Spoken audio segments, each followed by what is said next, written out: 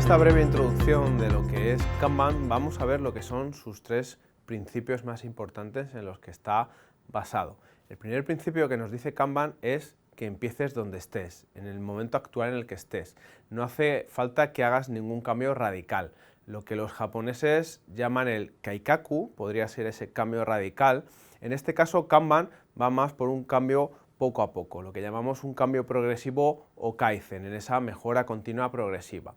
Lo que nos dice Kanban en su primer principio es que donde quiera que estés es un buen momento para empezar a cambiar, con lo cual no hace falta que hagas ningún cambio radical.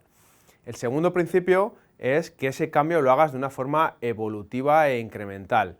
Ese kaizen también es esa mejora evolutiva de poquito a poco. No intentes grandes cambios, sino ves haciendo los cambios de forma incremental, muy poco a poco. Y el tercer principio que nos dice Kanban es que tengas respeto por los roles actuales. Hay otros enfoques y otras metodologías que plantean un cambio de roles, como por ejemplo Scrum, nos plantean una serie de roles alternativos a los roles actuales. Kanban, por el contrario, lo que hace es respeto por lo que tenemos en la actualidad y a partir de ahí, mediante el cambio incremental y evolutivo, iremos trabajando con estos roles para ir consiguiendo este cambio y esta evolución, siempre desde donde estemos, con lo cual con estos tres principios son un poco lo que marcarán la base, junto con las 5 prácticas que veremos a continuación, de lo que es todo el proceso de cambio organizacional al que nos lleva Kanban. Ya hemos visto una breve introducción de lo en que consiste Kanban, ahora lo que vamos a ver en este vídeo son sus 5 prácticas que podemos implementar. La primera práctica de Kanban nos dice que visualicemos el flujo de trabajo.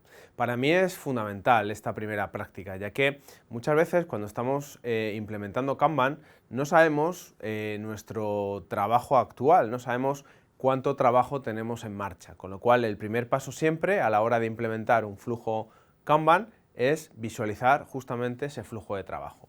¿A qué nos va a obligar esa visualización? Nos va a obligar a pensar por qué fases va pasando cada una de nuestras tareas, qué límite vamos a ir poniendo a esas tareas, como vamos a ver a continuación, y un poco qué personas están implicadas en cada fase del proceso.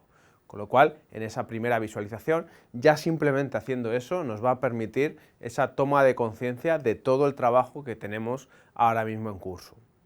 La segunda práctica que nos dice, una vez que tenemos ese flujo visualizado, tratemos de poner límites a lo que llamaremos el work in progress, el WIP, el trabajo en progreso. Es decir, desde lo que hay pendiente hasta lo terminado, todo ese trabajo que tenemos en marcha, que puede estar acotado por diferentes columnas, no tiene que ser una única columna, deberemos intentar limitarlo. La sabiduría popular nos hace pensar que cuanto más trabajo tengamos en progreso, más trabajo sacaremos, y eso es algo totalmente falso. Cuanto más trabajo tenemos en progreso, más cosas tenemos realizándose de forma paralela, más tiempo tardaremos en realizar cada una de ellas. Recordamos que al final en Kanban el objetivo es intentar coger una tarea y acabarla lo antes posible. Por tanto, para conseguir eso lo que necesitaremos es justamente lo contrario, tener el menor número de tareas en curso, de tal manera que cada tarea que cojamos nos pongamos con ella e intentemos terminarla hasta el final. Lógicamente esto a veces no es posible, ya que dependemos de terceras personas, pero es a lo que hay que tender, a ese flujo de trabajo que sea lo más pequeño posible.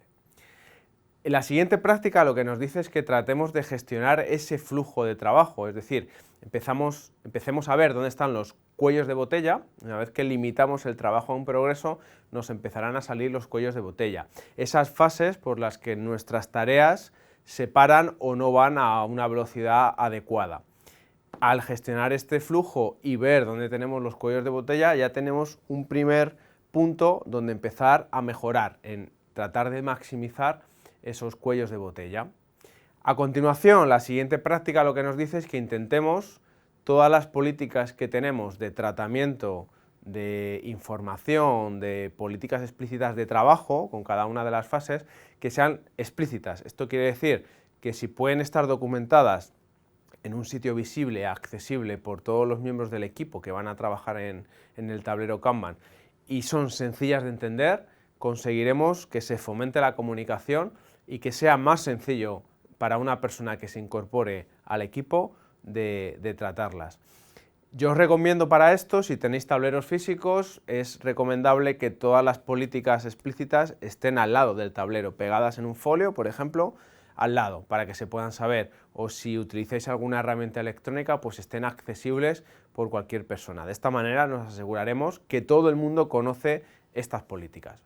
Y la quinta práctica que nos habla Kanban es todo lo que tiene que ver con la mejora colaborativa, evolución empírica o mejora continua, como queramos llamarle. Y aquí es donde vuelve a aparecer todos los conceptos relacionados con Lean que ya hemos visto previamente. Todo esto está muy bien y todas estas prácticas podemos ir implementándolas, pero lo importante es que cada cierto tiempo implementemos momentos de inspección del resultado y de adaptación en función de las políticas explícitas que tengamos, de cómo estemos gestionando ese flujo de trabajo, de los límites que hayamos puesto y de cómo estemos visualizando nuestro flujo de trabajo. En base a eso, inspeccionemos el resultado y veamos cómo podemos ir evolucionando estos tableros y estos enfoques Kanban. Todo es un enfoque muy empírico porque estamos en el dominio de lo complejo, por tanto no hay prácticas que se apliquen a todos los equipos y a todas las personas de igual manera. En el ámbito de lo complejo no podemos establecer